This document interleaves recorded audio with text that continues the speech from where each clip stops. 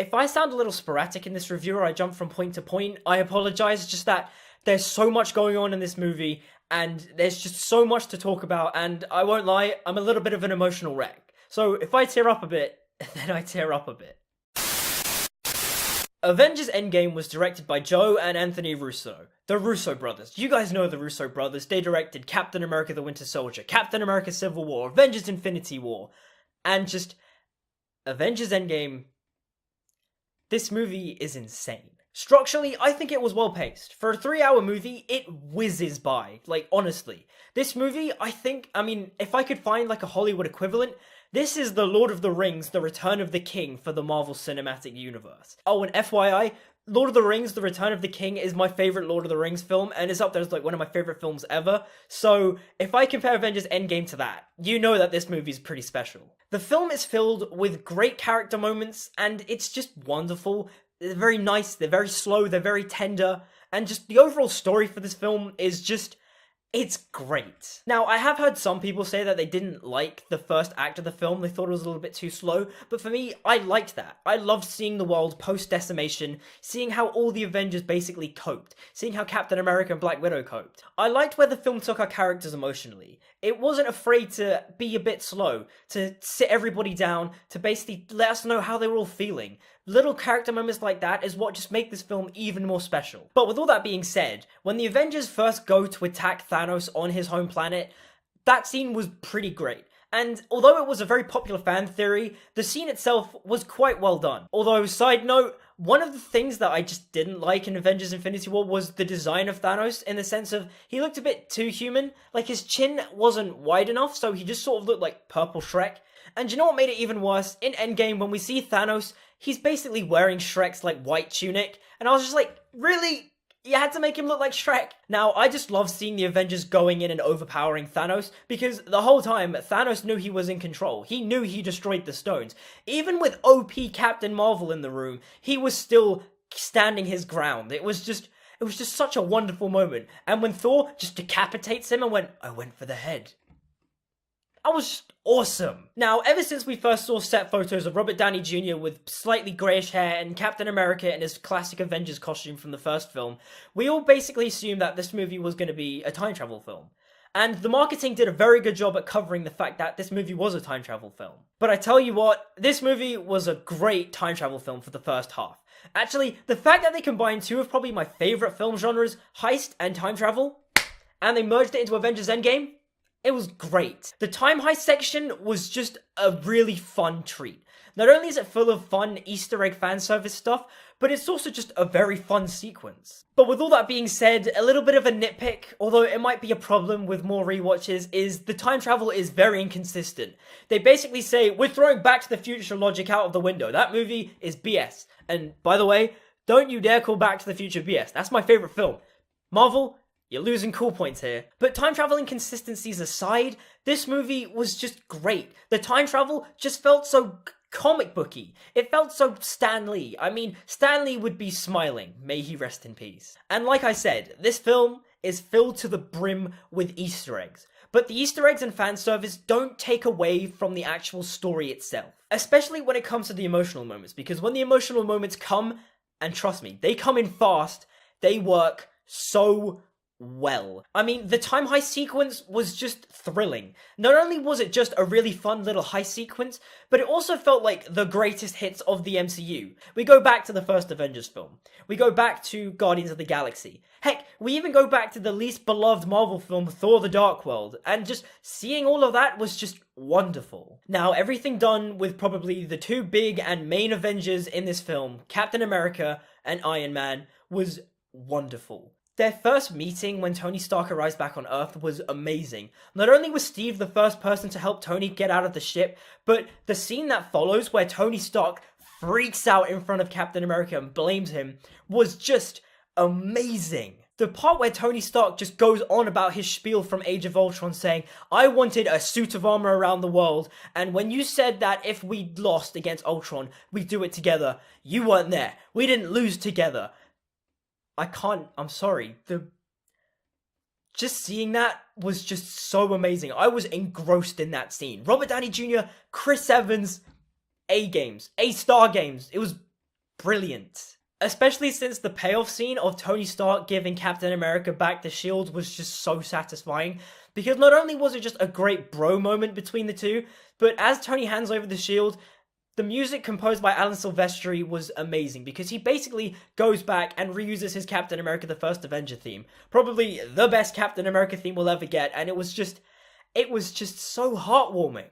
Now, this movie does go through a time jump. It skips 5 years into the future, and we see Tony Stark become a father to little Morgan Stark, and their relationship and dynamic was adorable. Not only was Tony Stark just such a fun father, but just the emotional moments the two had was just so beautiful. The whole "I love you 3000" thing was just... It was actually amazing. Now, speaking of the rest of the Avengers, I wasn't a massive fan of what they did with Thor. I mean, I loved his introduction because he was basically an extension of Infinity War Thor. He goes in, decapitates Thanos, that was great. But then after the 5-year time skip, they basically devolved Thor back into how he was in Thor Ragnarok, and whilst he was more tolerable than he was in Thor Ragnarok, a lot of his elements just didn't really click with me. Don't get me wrong, he had some funny moments, but certain moments just weren't that great. Especially at the end, when he tells Valkyrie that she can now be the queen of New Asgard.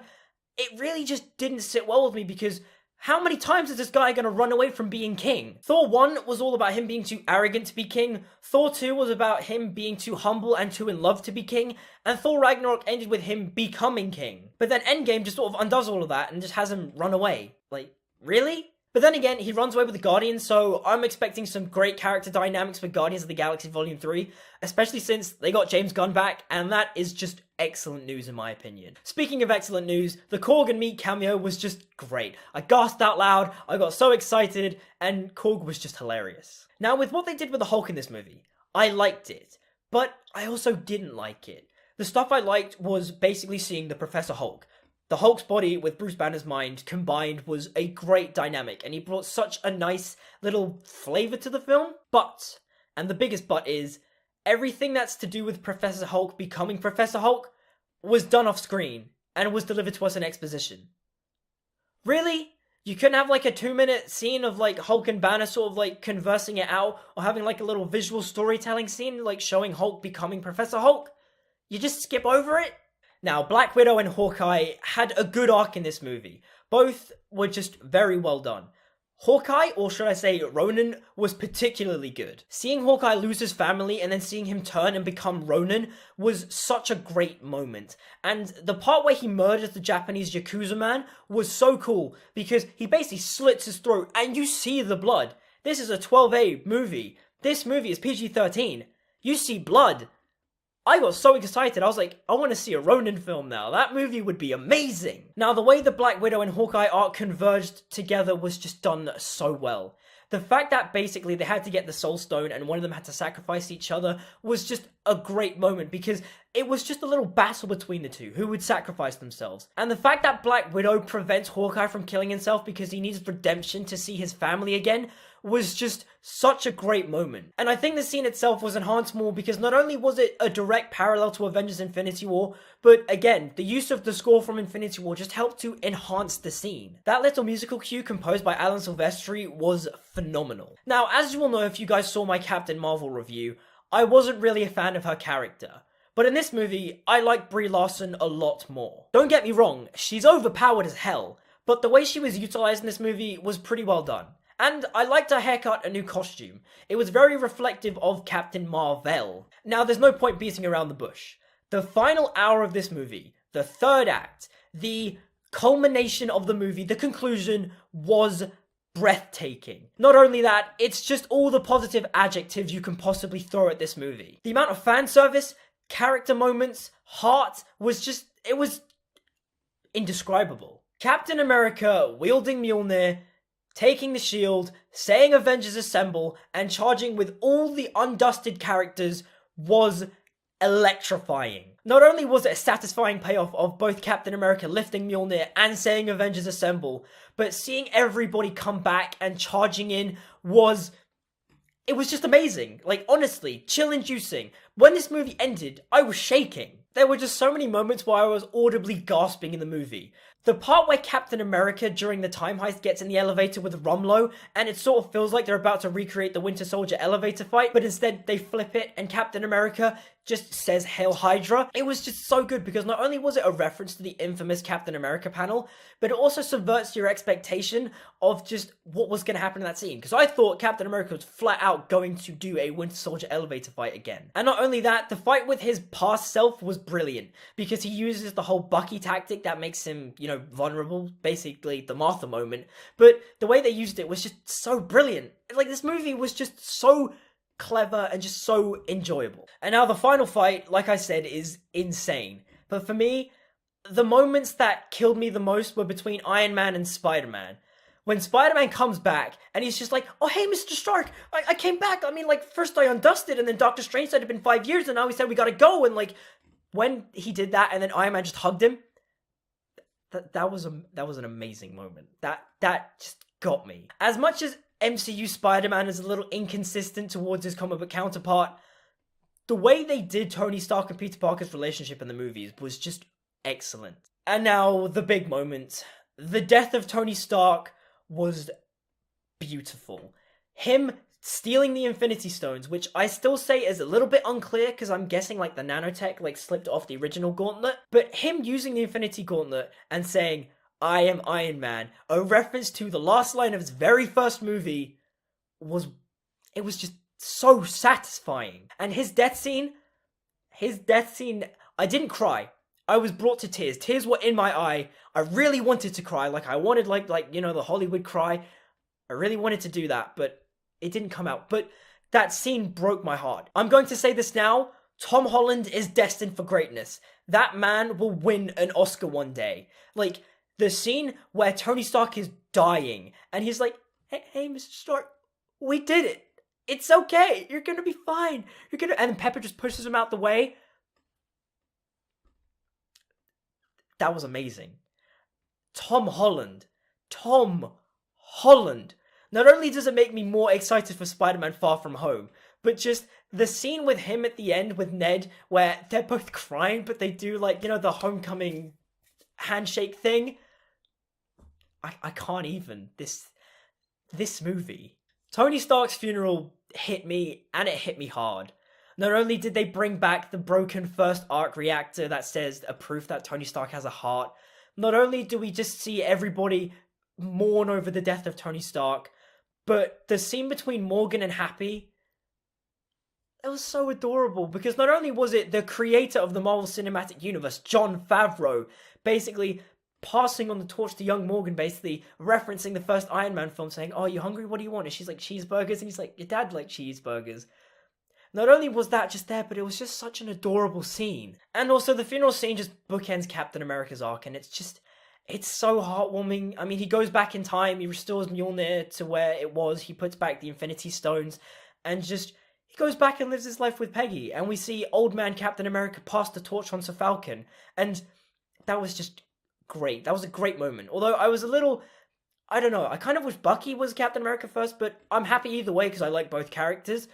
And Cap saying goodbye to Bucky, basically paralleling their first scene from Captain America, the First Avenger at the very beginning, was also really wonderful. And the fact that they basically just adapted the Sam Wilson Captain America origin, where old man Steve Rogers basically tells him to be Captain America, was a great moment. But even better than that was Cap getting his dance with Peggy. It was such a great way to end the film, because when I was sitting there in the cinema looking at that scene, I just thought, that's love. Right there. There's something that's just so pure and just good about that scene.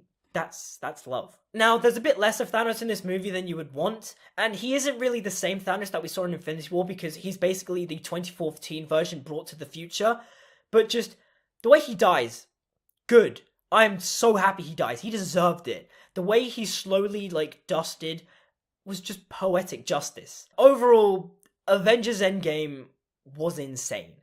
It took my breath away. Sure, it's got problems, the time travel does not make much sense. Sure, it indulges a little bit too much with the fan service, but you know what? The movie is tonally balanced. The humor is not off-putting. It's well done. The characters are well done. I enjoyed the 3-hour pacing. For a 3-hour movie, it whizzes by. But just as a satisfying conclusion to a movie series I've been watching since I was 8 years old, it was great. Breathtaking, perfect, amazing, spectacular, ultimate, astonishing, all the Marvel adjectives, marvelous even. Avengers Endgame was brilliant. So what did you guys all think of Avengers Endgame? I'm going to leave the floor to you now. Leave me a comment down below, like and subscribe and all that good stuff. Hit the notification bell to stay notified. My social media links are down in the description, so if you give them a look and a follow, that'd be very nice. I have a second channel where I make short films, so if you want to check those out, I'd appreciate that a lot. And until we meet again, I'll see you guys next time.